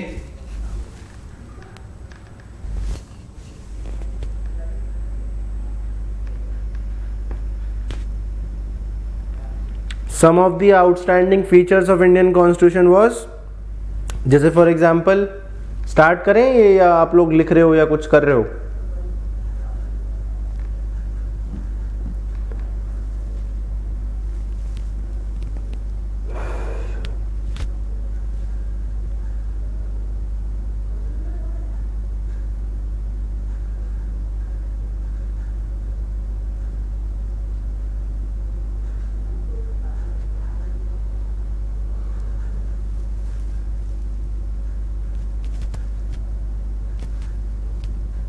Shall we start? ठीक है, चलिए। तो salient features of Indian constitution में सबसे पहले तो आपको यही कुल मिला के सेलिएंट फीचर्स में आपको ये देखना है कि इंडियन कॉन्स्टिट्यूशन की क्या हिस्ट्री ज्योग्राफी रही है, इंडियन कॉन्स्टिट्यूशन के अंदर क्या क्या है, उसको हमने कैसे कैसे एनालाइज करना है, बस यही देखना है। जैसे सम ऑफ द आउटस्टैंडिंग फीचर्स जो सुभाष कश्यप जो हैं, डॉक्टर सुभाष कश्यप जी जो कुछ एक आउटस्टैंडिंग जो है वो बताते हैं। Is first the written constitution, India has the written constitution. ये एक यूनिक फीचर है for a democracy like India. इतने बड़े संविधान मतलब आई मीन एक इतना डेफिनेट संविधान बनाना बड़ा इंपॉर्टेंट था हमारे लिए। So first of all, first salient features of Indian Constitution या some of the important features of Indian Constitution is basically that India have a written constitution, ठीक है। सो रिपब्लिक ऑफ इंडिया में article 395 articles थे जो कि 22 parts में थे initially. अब पार्ट्स की संख्या भी ज़्यादा हो गई है और आर्टिकल्स की संख्या भी 400 की क्रॉस हो गई है। The second important feature is the longest known constitution, ठीक है, the longest known constitution. India has the कहते हैं लार्जेस्ट कॉन्स्टिट्यूशन है। एक तो सबसे पहले हमारा क्या फीचर है, हमारे पास रिटन कॉन्स्टिट्यूशन है, ठीक है, रिटन कॉन्स्टिट्यूशन है। दूसरा लार्जेस्ट कॉन्स्टिट्यूशन है हमारा, लॉन्गेस्ट कह लो, लॉन्गेस्ट कह लो या लॉन्गेस्ट या लार्जेस्ट कह लो। वाई, ये क्यों है? Because first dominance of legal luminaries, legal experts की डोमिनेंस की वजह से, जैसे अंबेडकर या वल्लभ भाई पटेल, नेहरू, इन सब की डोमिनेंस, ये सब एक इंटेलेक्चुअल क्लास के लोग थे, लॉयर क्लास के लोग थे। So because of the dominance of legal experts इतना ज्यादा डेफिनेट हमारे यहाँ बना। उसके बाद second, diversity of nation, diversity of nation, उस डाइवर्सिटी के हर पहलू को जानने के लिए, समझने के लिए और संभालने के लिए इतना ज्यादा बड़ा कॉन्स्टिट्यूशन बना। फिर जोग्राफिकल वास्टनेस, जोग्राफिकल वास्टनेस हमारी कंट्री की बहुत ज़्यादा थी, इस वजह से हर चीज़ को हमें देखना पड़ा, कैसे यूनियन टेरिटरीज होंगी, कैसे स्टेट होंगी, इस तरीके से। उसके बाद नेक्स्ट चीज़ क्या है, हमारा जो कॉन्स्टिट्यूशन है वो स्टेट और यूनियन के लिए सेम कॉन्स्टिट्यूशन है। यूएसए में क्या है, स्टेट का कॉन्स्टिट्यूशन अलग है, यूनियन का कॉन्स्टिट्यूशन अलग है। वहां पे केवल 13-14 पेजों का टोटल कॉन्स्टिट्यूशन है, फेडरल कॉन्स्टिट्यूशन। बाकी स्टेट्स ने अपना कॉन्स्टिट्यूशन अलग बना रखा है। हमारे यहाँ स्टेट और यूनियन का सेम कॉन्स्टिट्यूशन है, इसकी वजह से भी हमारा लार्जेस्ट कॉन्स्टिट्यूशन है। उसके बाद हमारे यहाँ क्या है, ड्यूटीज, पावर्स, ये सब, यानी कि स्टेट बिल्डिंग का ज्यादा सारा प्रोसेस, स्टेट बिल्डिंग का सबसे ज्यादा प्रोसेस हमारे को कॉन्स्टिट्यूशन ही बता देता है कि यहाँ पे यूपीएससी होना चाहिए, यहाँ पे कैग होना चाहिए, यहाँ पे फाइनेंस कमीशन होनी चाहिए, यहाँ पे इंटर स्टेट काउंसिल होनी चाहिए, यहाँ पे सुप्रीम कोर्ट, प्रेसिडेंट, ये जो जितना भी पार्ट है वो सब स्टेट बिल्डिंग का पार्ट है। तो क्योंकि स्टेट बिल्डिंग का सारा जो हमें फ्लो देता है या ब्लूप्रिंट देता है वो हमारा कॉन्स्टिट्यूशन ही देता है, इस वजह से जो है वो बल्कि बन गया, ठीक है। Then the concept of next important feature हमारे कॉन्स्टिट्यूशन का क्या है, नेक्स्ट इंपॉर्टेंट फीचर है the concept of popular sovereignty. Rousseau का कॉन्सेप्ट है पॉपुलर सोवरेनिटी। ये कहां से दिखता है आपको, जनरल विल के कॉन्सेप्ट से भी आप इसको समझ सकते हो। We the people of India preamble में दिखता है। पॉपुलर सोवरेनिटी का मतलब क्या है, that the sovereignty rests in people. India में the sovereignty is not with the state, not with the president, not with the government, but with the people. So people themselves have adopted, enacted and given to themselves the Constitution of India. लिखा है ना, we the people of India on this and this day enact, adopt and give it to ourselves this Constitution of India on this 26th of November 1949, ठीक है। तो इस तरीके से आपको ये पता होना चाहिए कि नेक्स्ट इंपॉर्टेंट फीचर क्या है, हमारा कॉन्स्टिट्यूशन किस पे बेस्ड है, पॉपुलर सोवरेनिटी पे। उसके बाद सॉवरन डेमोक्रेटिक रिपब्लिक। सॉवरन का मतलब क्या है, sovereign means that India is truly independent in taking out or making any decisions with regard to its internal as well external affairs. चाहे एक्सटर्नल अफेयर्स में कोई चीज हो, चाहे इंटरनल अफेयर्स में कोई चीज हो, India can not be restricted by some external और इंटरनल पावर। एनी एक्सटर्नल और इंटरनल पावर, किसी से भी इंडिया रिस्ट्रिक्ट नहीं होगा।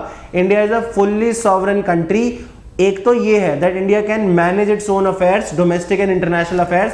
दूसरा दैट इंडिया कैन अक्वायर और रिलीज टेरिटरीज। इंडिया, जैसे इंडिया ने गोवा को अक्वायर किया था, राइट। इंडिया ने गोवा को अक्वायर किया था पोर्टुगीज से, पौंडीचेरी को अक्वायर किया था फ्रेंच से।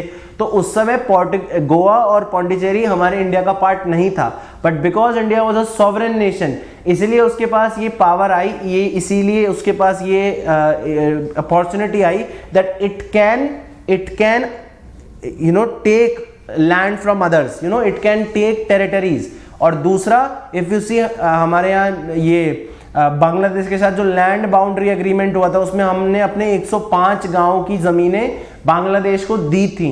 तो ये हमें क्या बताता है, that India can take territories और secede territories to some other country. तो सोवरेनिटी, सोवरेन होने का ये मतलब है that India is truly free in its internal external affairs and India can take territories and recede territories.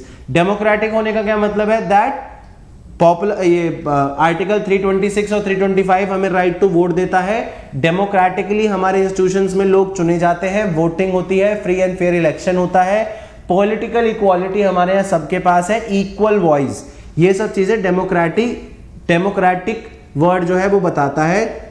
और Republic word क्या चीजें बताता है, पहली चीज रिपब्लिक वर्ड ये बताता है दैट जो हेड ऑफ द स्टेट होगा इंडिया में वो इलेक्टेड रिप्रेजेंटेटिव होगा, और दूसरी चीज वो ये बताता है कि गवर्नमेंट की हाईएस्ट पोस्ट के लिए सब लोग एलिजिबल हैं। Public is eligible to become the head of the state, normal public is eligible to become the head of the state, बनते नहीं बनते बात अलग है, बट दे आर एलिजिबल। तो रिपब्लिक जो है ये बताता है।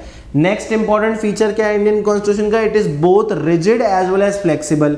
Rigid in the sense that constitutionalism हमारे यहाँ सबसे इंपॉर्टेंट है, the idea of constitutional sovereignty in comparison to the idea of parliamentarian sovereignty in UK में क्योंकि कॉन्स्टिट्यूशन नहीं है तो पार्लियामेंट सॉवरेन है, पार्लियामेंट जो कर देता है वो हो जाता है, लेकिन इंडिया में कॉन्स्टिट्यूशनल सुप्रीमसी का डॉक्ट्रीन है हमारे यहाँ, तो पार्लियामेंट के पास अनलिमिटेड पावर नहीं है। हमारे पार्लियामेंट हमारा जो है लिमिटेड है उसकी powers by the powers of the constitution, जैसे कि basic structure doctrine.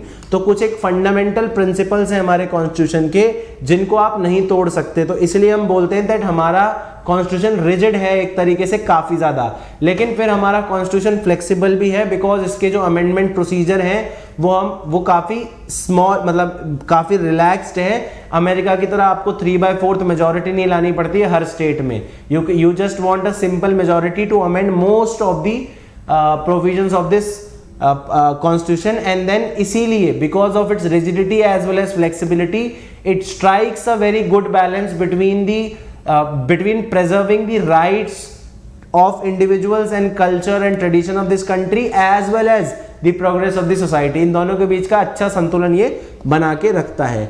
Next important feature है cabinet form of government. Cabinet form of government का जो मेन मुद्दा होता है वो है कलेक्टिव रिस्पॉन्सिबिलिटी, मतलब जो कैबिनेट है उसमें मेंबर्स होते हैं, मेंबर्स पे काम को डिस्ट्रीब्यूट किया जाता है, and cabinet is collectively responsible to Lok Sabha.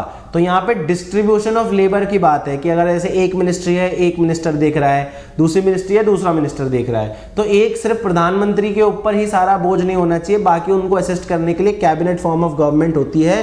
Cabinet form of government यही होता है that cabinet is responsible to, या council of minister is responsible directly to the Lok Sabha. ठीक है। नेक्स्ट इंपॉर्टेंट फीचर है हमारे कॉन्स्टिट्यूशन का federal system with unitary bias. Federal system with unitary bias होने का मतलब क्या है, दैट ये हमने कल फेडरेशन में समझा ही था दैट हमारे यहाँ यूनिटरी बायस है, जिसको हम ऑल इंडिया सर्विसेज में, इंटीग्रेटेड जुडिशरी में, रोल ऑफ गवर्नर में, इमरजेंसी प्रोविजंस में, फंड डिवोल्यूशंस में, इन सब में हम देख सकते हैं दैट हमारे यहाँ एक यूनिटरी बायस है, लेकिन हमारा जो आइडिया है वो एक फेडरेशन का है। ठीक है। नेक्स्ट है हमारे यहाँ universal adult franchise. Universal adult franchise माने सारे ही जो लोग हैं जो 21 एजेस 18 साल की उम्र के ऊपर के हैं, सॉरी नॉट 21 बट 18 साल की उम्र के ऊपर के हैं, उनको वोटिंग का अधिकार है अंडर आर्टिकल 326। और दूसरी चीज, उनको उनकी धर्म, जाति या उनके जेंडर, प्लेस ऑफ बर्थ के बेसिस पे इलेक्टोरल रोल से निकाला नहीं जा सकता। If someone is a Hindu और someone is a Sikh does not means कि उनको किसी रिलीजन के बेसिस पे उस इलेक्टोरल रोल से बाहर निकाला जा सकता है, ऐसा नहीं निकाला जा सकता। और सभी को जो 18 साल से ऊपर हैं, चाहे वो शिक्षित है, अशिक्षित है, पैसे वाला है, गरीब है, वर्कर है, ओनर है, कोई ऐसा डिफरेंसेस नहीं है, और आदमी है कि औरत है, सबको जो है यूनिवर्सल एडल्ट फ्रेंचाइज का राइट मिला है। देन नेक्स्ट इंपॉर्टेंट फीचर क्या है, compromise between judicial review and parliamentary supremacy. Article 13 क्या कहता है, that those laws which are derogatory or violative of fundamental rights can be declared as ultra vires to the constitution and can be struck down by the Supreme Court of India। यानी कि हमारे यहाँ क्या है, judicial review का प्रावधान है implicitly, ध्यान रखेंगे, एक्सप्लिसिटली जुडिशियल रिव्यू नहीं है, इम्प्लिसिटली जुडिशियल रिव्यू का प्रावधान है हमारे यहाँ। पार्लियामेंट्री जो लॉज होते हैं they can be very well challenged in the front of supreme court on the basis that either they are violating your fundamental right और they are violating the basic structure doctrine, ठीक है। तो इसलिए there is a compromise, और साथ में parliament के पास भी ये पावर है कि वो सुप्रीम कोर्ट के ऑर्डर्स को ना मानकर कॉन्स्टिट्यूशन में कुछ और बदलाव करे, जिसकी वजह से जो इफेक्ट है सुप्रीम कोर्ट के ऑर्डर का वो खत्म हो जाए। जैसे फॉर एग्जांपल जो सुप्रीम कोर्ट ने कैचअप रूल दिया था मंडल कमीशन में कि अगर कोई प्रमोटी IAS IPS या ऐसा कोई है प्रमोटी जो रिजर्वेशन की वजह से उसको प्रमोट मिल गया है और उससे सीनियर जो बंदा था पहले, जो उसका सीनियर था, उसका प्रमोशन बाद में हुआ है, तो जब उन दोनों का वो सेम लेवल पे पहुंचेंगे तो जो ओरिजिनली जो बंदा जनरल कास्ट से था और जो उसका सीनियर था, ही और she will regain her seniority.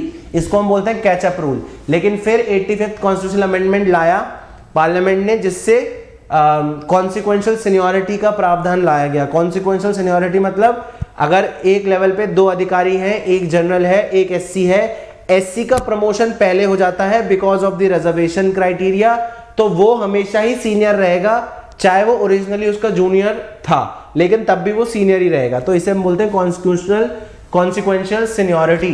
तो इसलिए हम ये समझते हैं कि पार्लियामेंट के लॉज को जुडिशरी स्ट्राइक डाउन कर सकती है और जुडिशियल प्रोनाउंसमेंट्स को पार्लियामेंट टर्न डाउन कर सकता है। तो there is a compromise between judicial review and parliamentary supremacy.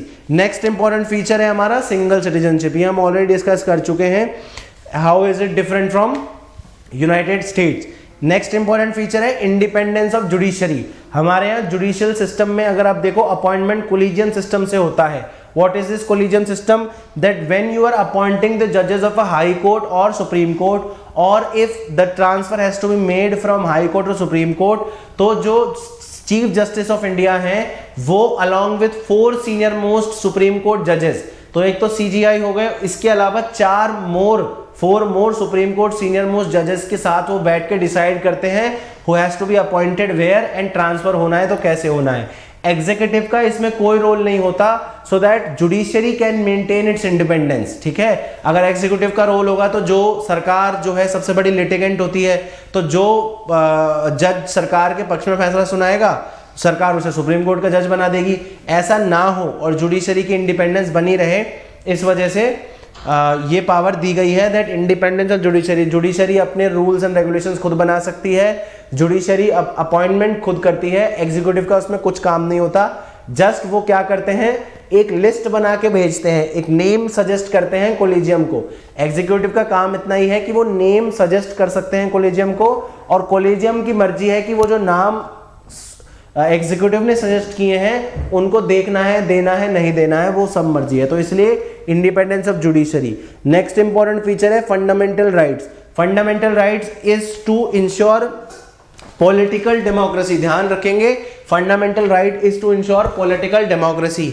Economic और सोशल डेमोक्रेसी जो है वो स्टैब्लिश करने के लिए DPSPs हैं, लेकिन फंडामेंटल राइट किस लिए? सिर्फ पॉलिटिकल डेमोक्रेसी स्टैब्लिश करने के लिए।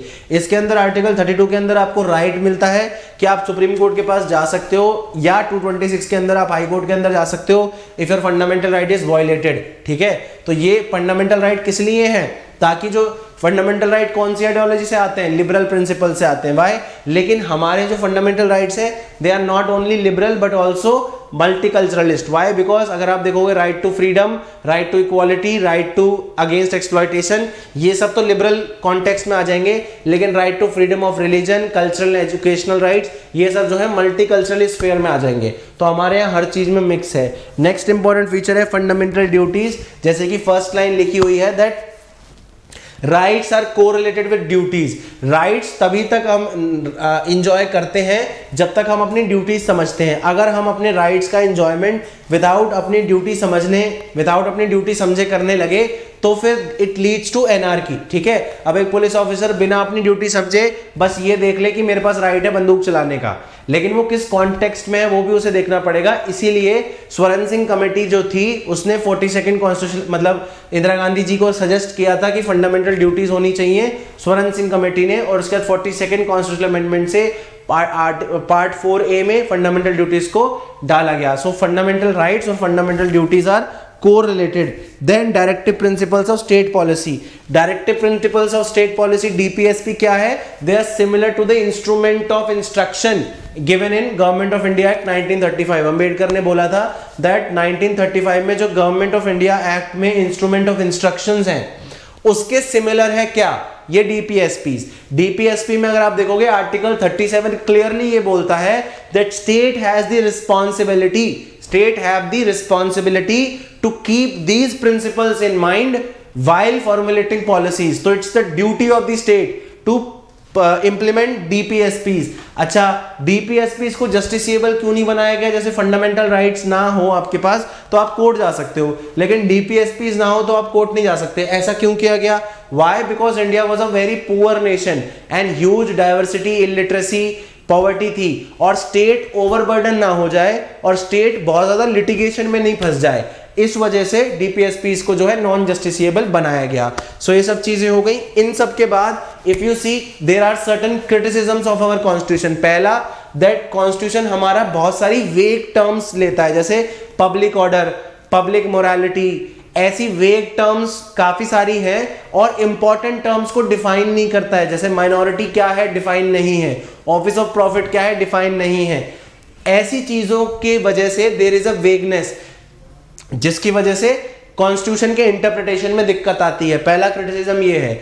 दूसरा क्रिटिसिज्म क्या है? That it is very complex. अगर कोई सिंपल आदमी बैठ के मैं और आप उस कॉन्स्टिट्यूशन को पढ़ेंगे, we won't get anything out of it. हमें समझ में ही नहीं आएगा कि ये इतनी कॉम्प्लेक्स लैंग्वेज में लिखा हुआ इतना बड़ा डॉक्यूमेंट है, वो हमें समझ नहीं आएगा। तो दूसरा क्रिटिसिज्म ये है।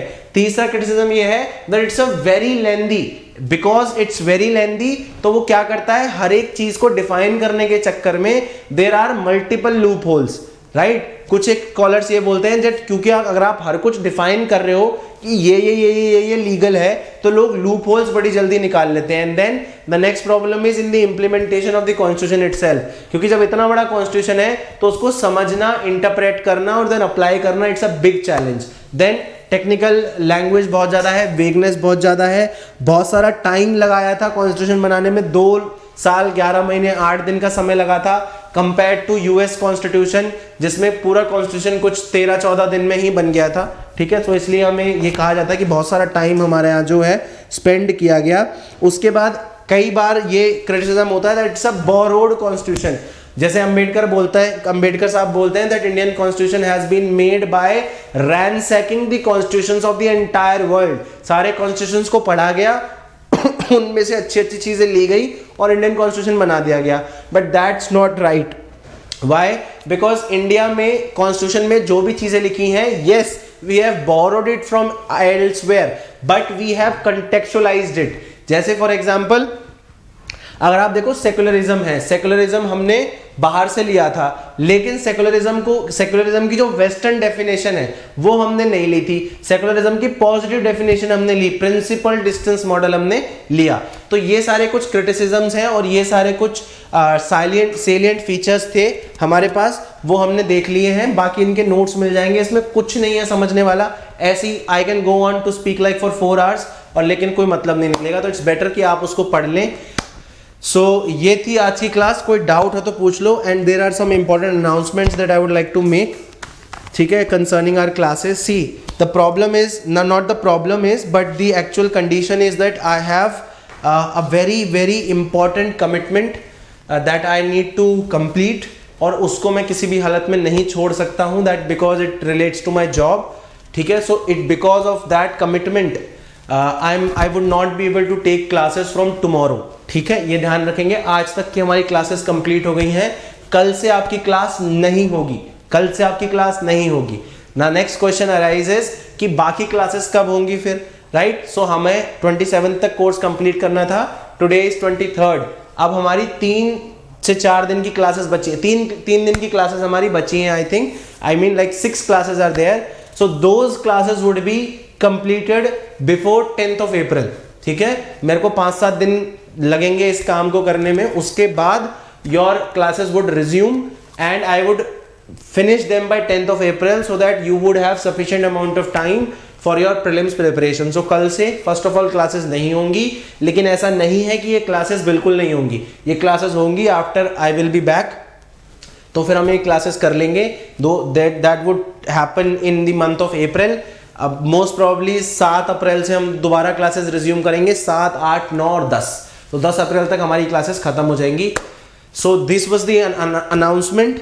और अभी जो नेक्स्ट है आपके लिए वो ये है दैट इन दिस टाइम जो भी अभी अपनी कल से क्लासेस नहीं होंगी, तो 2-3 दिन छुट्टी है होली की, उसके अलावा try to watch the whole series again, try to watch every lecture again. और लेकिन इसको तेज कर लेना, ऑल्दो मैं खुद ही तेज बोलता हूं, लेकिन इसको फास्ट कर लेना, ठीक है. तो ताकि आपका रिवीजन हो जाए इन दिस 15 डेज. पहली बात तो हमने क्लास में बहुत सारा रिवीजन किया है, लेकिन फिर भी आपका रिवीजन हो जाए. आपको कोई डाउट्स हैं तो आप मुझसे उन 4 दिनों में पूछ सको. सो दैट इसलिए मैं आपको कह रहा हूँ रिवीजन कर लेना, क्वेश्चन आंसर्स कर लेना, लिख लेना. ये नेट पे मिल जाएगी आपको किताब, केबीसी पब्लिकेशन की है, नहीं तो कोई भी ले लो. और अगर किताब नहीं भी लेनी है, just go on to UPSC website, वहां पे प्रीवियस ईयर क्वेश्चंस का टैब बना होता है, वहां से प्रीवियस ईयर क्वेश्चंस डाउनलोड कर लो. 2010 से बाद के, 2010 से बाद के यानी 2011-12 से लेकर 2020 तक के, ठीक है. So these were the major announcements. अब हम मोस्ट प्रॉब्ली मिलेंगे in the month of April. So till then सभी को बाय, टाटा है. कोई आपका डाउट है तो पूछ लो, नहीं तो फिर हम क्लास खत्म करते हैं.